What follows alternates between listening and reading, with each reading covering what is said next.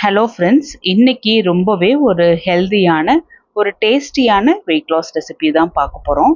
நம்மளோட சேனலில் அரிசி சேர்க்காம தான் ரெசிபீஸ் அப்லோட் பண்ணிட்டு இருக்கோம். இது வெயிட் லாஸ் பண்ணுறவங்க, வெயிட் மேனேஜ் பண்ணுறவங்க, சுகர் இருக்கிறவங்களுக்கெல்லாம் ரொம்பவே யூஸ்ஃபுல்லாக இருக்கும். இன்னைக்கோட வெயிட் லாஸ் ரெசிபிக்கு பவுலில் 1/2 டம்ளர் பார்லி அரிசி எடுத்துக்கலாம்.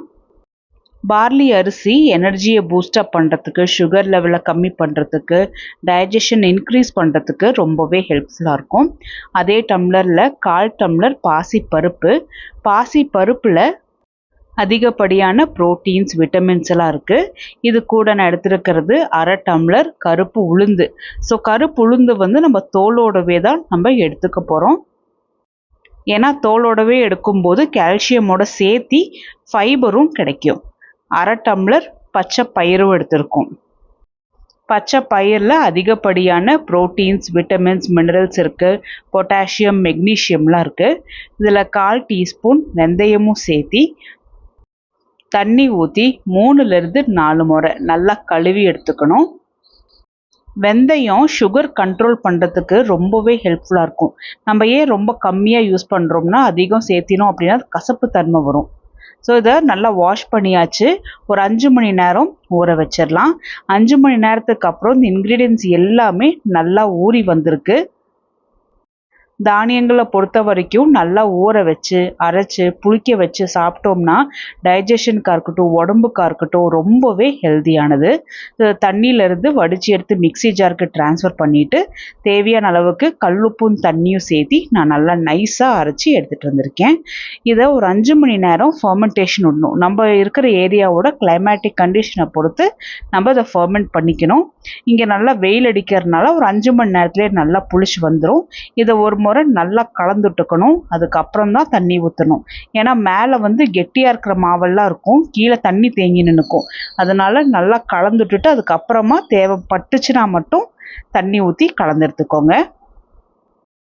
தாளிப்புக்காக நான் தாளிப்பு கரண்டியில் 1 டீஸ்பூன் நல்லெண்ணெய் ஊற்றி அது சூடான உடனே கொஞ்சமாக கடுகு, ஜீரகம், சின்னதாக கட் பண்ணின ஒரு நார்மல் சைஸ் பச்சை மிளகா, இது கூடவே கொஞ்சமாக திருவின இஞ்சி, கொஞ்சமாக கருவேப்பிலை, கொஞ்சம் கொத்தமல்லி சேர்த்தி இது எல்லாமே நல்லா வதக்கினது போல் எடுத்துக்கணும்.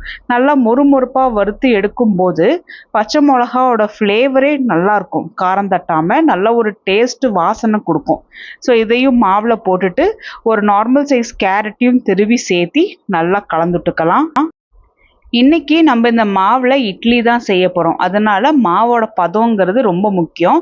தோசைன்னா தண்ணி கொஞ்சம் ஜாஸ்தியாக இருக்கணும். அதே போல் இட்லி செய்கிறோம் அப்படின்னா கொஞ்சம் கெட்டியாக இருக்கணும். அப்போ தான் இட்லி நல்லா ஸ்பாஞ்சியாக வரும். ஸோ இட்லி பிளேட்டில் எல்லாமே எண்ணெய் தடவிட்டு நான் இது போல் இட்லி ஊற்றிட்டு ஒரு 10 மினிட்ஸ் நல்லா வேக வச்சுட்டு அதுக்கப்புறமா நல்லா ஒரு 50லேருந்து 75% ஆற வச்சு எடுத்துக்கணும்.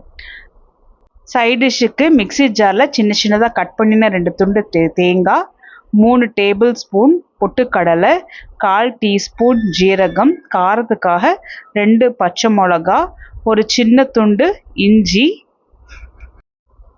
தேவையான அளவுக்கு கல்லுப்பு ஆரம்பத்தில் நல்லா அரைச்சிட்டு அதுக்கப்புறமா தண்ணி சேர்த்தி நல்லா அரைச்சி எடுத்துகிட்டு வந்துடலாம்.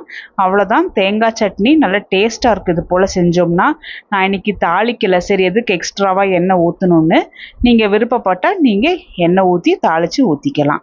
அவ்வளோதான். இட்லியுமே பார்த்தோம்னா நல்லா வெந்து வந்திருக்கு. நல்லா சாஃப்டாக நல்லா ஸ்பாஞ்சியாக இருக்குது. இந்த இட்லியில் ஒரு 3 சாப்பிட்டோம் அப்படின்னாவே நல்ல ஹெவியாக நல்ல ஸ்டமக் ஃபில்லிங்காக இருக்கும். ரொம்ப நேரம் பசி எடுக்காமலும் இருக்கும். ஸோ நம்மளுக்கு நல்லாவே வயிறு ஃபில்லிங்காக இருக்கிறது போலவே இருக்கும். அதனால் வேறு ஸ்நாக்ஸு அந்த மாதிரிலாம் நம்ம எடுக்கவும் மாட்டோம். அது மட்டும் இல்லாமல் நம்ம உடம்புக்கு தேவையான ப்ரோட்டீன்ஸ், விட்டமின்ஸ், மினரல்ஸ், கால்சியம் இது எல்லாமே கிடைக்கும்போது நல்ல ஒரு ஹெல்தியாகவும் இருக்கும். இது வெயிட் லாஸ் பண்ணுறவங்க, வெயிட் மேனேஜ் பண்ணுறவங்க, சுகர் இருக்கிறவங்களுக்கெல்லாம் ரொம்பவே யூஸ்ஃபுல்லாக இருக்கும்.